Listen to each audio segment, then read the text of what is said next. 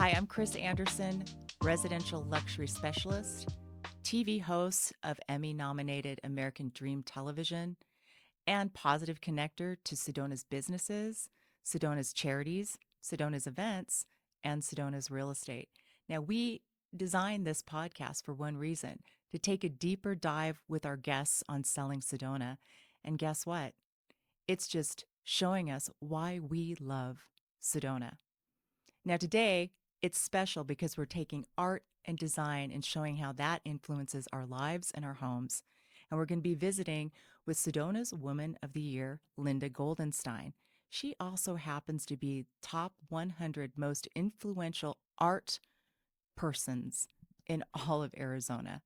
And she owns 2 satellite galleries for Goldenstein Gallery at Le Berge Resort and beautiful Seven Canyons Golf Course and Clubhouse. So let's get started.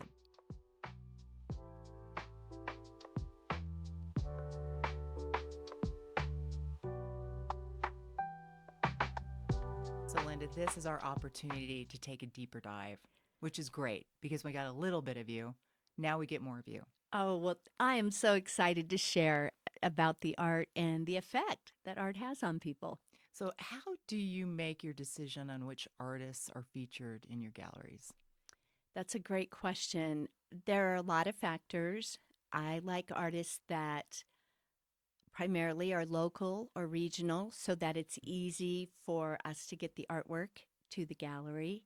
And also, people have a chance to meet the artist. We get to know the artist better.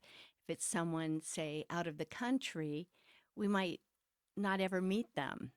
But having said that, I have an artist, Dennis Elliott, who is the original drummer for the rock band Foreigner. Oh, cool. Who I have represented for 26 years and never met in person. Never. But I feel like he's one of my good friends, and his wife Iona too. So it is doable.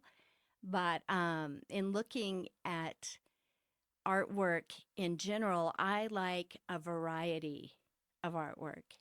So I like to have things that I have paintings, I have sculpture, I have fabricated metal sculpture, bronze sculpture, all styles and mediums really is what I like to look at, from pointillism and very contemporary to more traditional. But the thing that I really love is something that surprises me. Very cool. Is there something on exhibit right now, whether it be at Le Berge or at Seven Canyons, that we must see? Well, these little bunnies here are an example. These are great. We have several different animals by this artist. I just sold a 5-foot tall elephant, bronze elephant, with an egret on its back that's headed to Pennsylvania. And people just love these pieces. They're fantastic. Yeah, we have a lot of monumental sculpture there too that's really fun to see. You know, it's interesting. Last time we did the segment and we were talking about James Muir and his hands. So I went and showed a property in Rolling Hills, and there we go in, and there's that same piece of art. I was like, whoa, The life size? the life size. Oh, that's wonderful. With the hands. And I started schooling the other agent. Hey, this is, you know what? Those were his hands. Yes. So your story was great. So I'm going to ask you, give us a little more art history, because you have so many great stories and we've learned so much so far, but it was like a little tiny snippet. Well, it's interesting that you asked that, because earlier this week I was the moderator for the first Sedona Sculptors Symposium. Mm-hmm. And I had James Muir, Ken Rowe, Chris Navarro, Susan Kleber, Wow. all there as panelists. And it was so great to hear them talk about their history together, because they all grew up in the art business here in Sedona. And James Muir used to have a foundry here. Susan Kleber worked at his foundry. Wow. I mean, it was just all so connected. But they kept referring to the Hughesburg Gallery. And that gallery, I think, is something that everybody's forgotten about. I never got to go into it. A lot of people have never really experienced that gallery. But that particular gallery, Alan Hughesberg, who was Swedish, lived here in Sedona, and he created a platform for so many renowned artists to show and really put Sedona on the map as an art destination. So John Soderbergh showed there, which is John was a dear friend of mine. I used to be his banker in Camp Verde. We go way back. In fact, his daughters, Missy and Heather, who are both renowned artists today, used to come in as little girls and they with checks for artwork they sold, and they were too young to even sign their names. So I would ask them to draw pictures on the back of the checks so that I could cash their checks for them. But John showed there, James Muir, so many, Joe Beeler, so many wonderful artists showed there. And we didn't really get to talk about the Cowboy artists of America at They're all. prolific here. It was started here back in the old Cowboy Club Yeah. back in the day, and it was called the Oak Creek Tavern in those days. There was a giant white polar bear in there, and it was a fun bar that everybody liked to go to, and live music and everything. And those 5 or 6 artists that started the Cowboy Artists of America, including Joe Beeler, uh, decided to form a Western art organization that had a level of excellence that they would uphold and share. And now that has grown to be the most prestigious Western art organization in the world. Cowboy Artists of America started here in Sedona. That's amazing. Now, you have so many clients, and we were talking outside. How do you guide them to their piece of art that they resonate with? And share your story about your client who texted you this morning. Oh, that was really special. I'll tell the story about the client this morning who is a longtime client who well, I should say first, I'm in the business of helping people collect what they love. Right. And she's a great example of that because she has collected probably 14, 15 pieces from me, all on layaway, every Wow. single piece. And she would be picking out the next one as she was paying off the last one. And so we had years of layaway happening, which is so cool. She has all this art that she loves, and that was a way to help her collect. But she wrote this wonderful text out of the blue this morning, just talking about the impact that it had had on her life and continues to have on her life. And she made reference to how music is so powerful in the quietness between the notes. And it's really that way with the art, that it tells all these stories in a quiet way that are so profound to her. And also being friends when she walks in the room. And I know that that's something that I have felt often, and many people feel when they move into a new home, for example. Yeah. It's really it's a house they're moving into and they love it, but it becomes a home when they put their art up and they're welcomed by all their friends Mhm. of the artwork It that's on the transforms the walls. space. It makes it Changes everything. livable, and it makes it exciting. And like you said, it's powerful to their emotion. So Yes. it draws it to the heart. Heart is where the home is, and the Yes. art has to be in the home, Yeah. even if they have And just one piece. art is part of heart. Yeah, that's it. And it rhymes. How about that? It's awesome. So, how about you? What's your favorite piece that you own, and Oh my why? goodness. I don't know that I could say I have a favorite piece or a favorite artist. Right? I have a lot of pieces that were gifted to me by different artists that I've represented over the years. So those are all priceless pieces. Some of those artists aren't with us anymore, Hmm. so they have extra special meaning. I started collecting art in when I was about 40 is all. I wasn't really much into the art before that. Um, so my collection is all on rotation in my house. I have actually an art bin in my garage so that I can change things That's out. great. So you're never bored. Yeah, every once in a while I'll move things around, and it is that feeling of an old friend. You're like, oh, and it wakes up all the feelings that you had when you originally collected that piece. And we have so many stories. Sometimes people collect to take a memory home with them from Sedona, for example. I recently sold a painting to someone who collected it because he had proposed to his wife in front Mm, of it, and she loved it so much.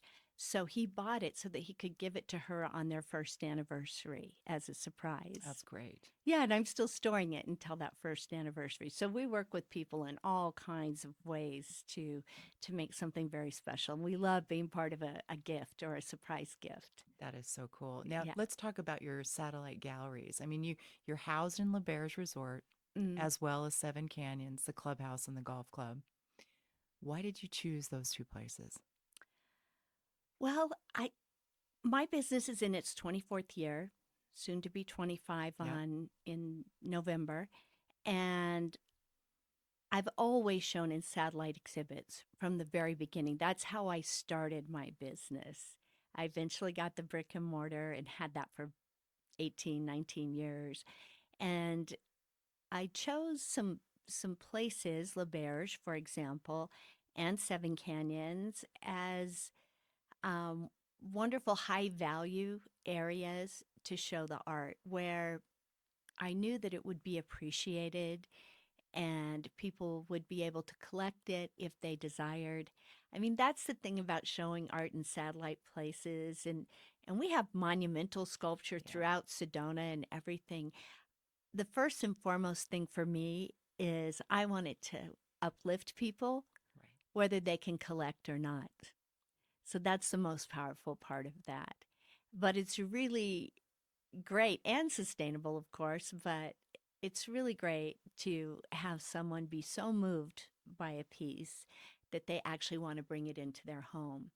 It's amazing. I mean, I know you must feel that way too because people buy these homes, they live their lives, they raise their children in there. I mean, all kinds of really amazing life experiences happen in the homes that they buy through you Right. And the art that they have on the walls, and the art, and it's sculptures, so pottery, touching, rugs. yes, all of that. And I'll have people come in and say, my mom and dad collected from you. I mean, I've been in business long enough, this happens now. And they'll say, we had every Thanksgiving meal in front of this painting. And it's one of their big memories of Right. growing up is the artwork in their house. So, I always want to ask this big question because you've been all over the world. You've met so many people, Tony Curtis, Marilyn Monroe. I can't wait to Well, go the Marilyn Monroe story. I didn't meet her, but I But feel like I've met but her. you've met her through the collection. Yes, true. So talk about that collection. That's kind of cool. Oh, the Marilyn Monroe collection. I just have to kind of pinch myself. First off, to have worked with Tony Curtis when he was alive, he used to hold court in my gallery and he shared so many Marilyn Monroe stories. And many of his paintings, well, all of his paintings were painted on the sets of his movies in downtime. And we happen to represent many that were painted during the filming of Some Like It Hot. Marilyn was late often on set, and so he had a lot of time to paint. But he referred to that movie, the making of that movie, as one that he hoped would never end because he loved it so much. He could paint. They were there in San Diego at the Hotel Del, Yeah. and then Marilyn, and they went. They knew each other. They first met before they were famous. And so they'd known each other for a long time before that movie was made. And so they had a special chemistry throughout that movie. So the Marilyn Monroe collection is a group of positive and negative films, they're called. They're like negatives, but they're large Yeah. format. And we have 23 of them in the collection, and they are the ones that were actually used to create the pinup calendar that she was featured in. And so the story of the pinup calendar, do you remember I do. pinup? Yes. I So do. pinup And calendars. I remember the nudes. Yes, they were pretty much But she was all beautiful, beautiful, nude, beautiful woman, right? tastefully done Yeah. nudes that went into primarily male dominated businesses. You know, the plumber would have them, the electrician, the mechanic, they would give them, not sell, but they would give them to their clientele and such. And so John Baumgarth owned the largest pinup calendar company in America. And Tom Kelly was a photographer that he used quite often, or his images, to make the pinup calendars. So Tom Kelly is driving down Sunset Boulevard and he sees a damsel in distress that's had a little fender bender sitting on the curb crying and goes over, talks to her. It's Marilyn Monroe. He gives her $5 to get her going, and which was a lot of money back in those days, and gave her his card and said, if you ever want to model for photos, let me know, because he did a wide variety of photos, not just the nude photography for the pinup calendars. He was kind of a photographer to the stars in those days.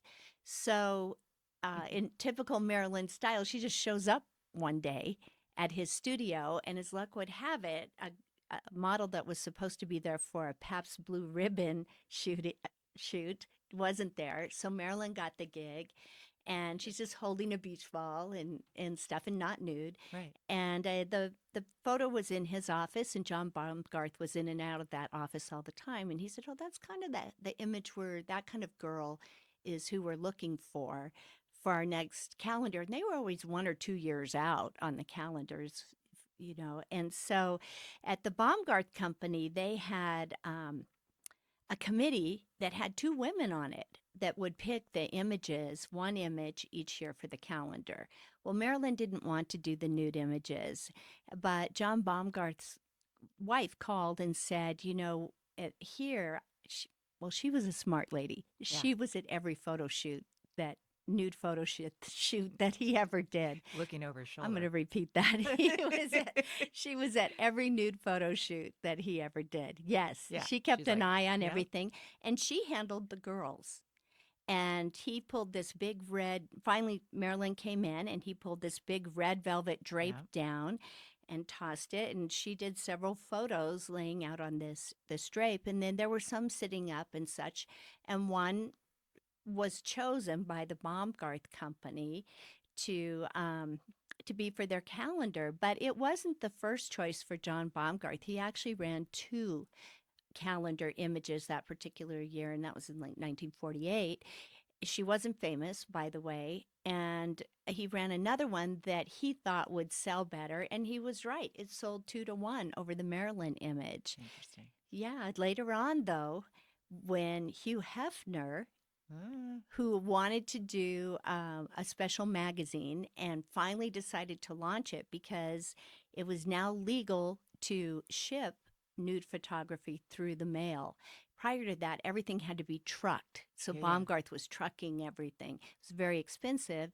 Hefner had this idea and for a magazine called Stag Magazine. Yeah. And Stag Magazine heard about him wanting to do this, and they said, "Oh, no, we're Stag Magazine." And so his mom said, "Why not Playboy?" And the rest is history with that name. Yep. But she was his biggest investor in Playboy Magazine, and he got the one-time use of that image, the Lure of Lace, and actually it's Golden Dreams. Lure of Lace, what they would do with these films that we have is Golden Dreams is the nude. Yep. Lure of Lace, and we have this big, large format negative film, has all of the black lace hand painted on it. All of those magazines, if you see them clothed, it's painted on to the negative or positive. Interesting. They never were photographed with clothes on. They didn't have any makeup on. So they would come back around and they would do the eyebrows. They would do the hair color. They changed Marilyn's hair color in that one. And so we have all these different ones that were used for the pinup calendar.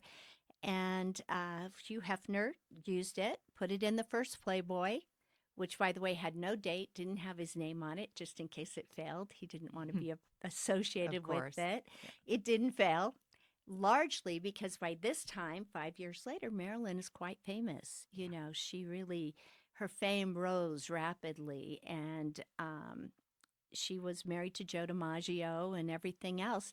It came out then. She didn't even know she was going to be in Playboy magazine I bet you in the Joe was first surprised. issue. Yeah. And she the studios were like, "What's going on?" And she decided to go public, and she made an arrangement to meet with the most well-known female reporter of the time, and they sat down, and she said, "Hey, I needed the money. I was broke. Yeah. You know, it was a clean photo shoot. Excuse me. It was a clean photo shoot." And Tom Kelly's wife was there the whole time. This was very important to me to find out those things about it. And she said I was able to pay for my car, my apartment. I was almost evicted, everything. And she said, I'm not ashamed of it. And when she came out that way, there was national forgiveness. Everybody was like, oh, I have to work too. We all understand. And it really shifted everything for women. I think Marilyn did a lot for women in her lifetime that we don't even realize with being the powerful person that she was. Absolutely. Classy and beautiful, yet very, very elegant in Yes, her and own way and and smart. happy. Yes, Yeah. yes. And so when I did a big show with this particular exhibit at the Lexington Hotel in what they now call the Norma Jean Penthouse Suite, Very cool. it is the exact apartment that Joe DiMaggio and Marilyn Monroe lived in. We spent a month there in 2019 with these very ethereal images hanging throughout the whole apartment. It's right on 48th and Lex with a big balcony and everything. And in that 1 month time, we had 1,800 people come and view the exhibit by appointment only. We had people from all over the world, people from the fashion industry, famous people. I remember we had people from Kentucky that came in. I said, "How did you find out about this?" "Well, you're the number one thing to do in New York today." Wow. We're like, great. It was so much fun. It was right around the corner from where the white dress blowing up photos were actually taken. That's great. Yeah, so it was all part of that history. It was amazing. Fantastic. Now, you are a historian, you're a curator, you help people place their heart in their homes. So, why did you choose? You've traveled everywhere. Why did you choose to live in Sedona? Sedona was became an obvious choice for me. My family goes back to 1890 in Flagstaff, pioneer stock. Multiple family members and came in 1890 and 1940 in Sedona. When 9/11 happened, I was actually part of a gallery in Santa Fe, New Mexico, and I knew that I wanted to come home.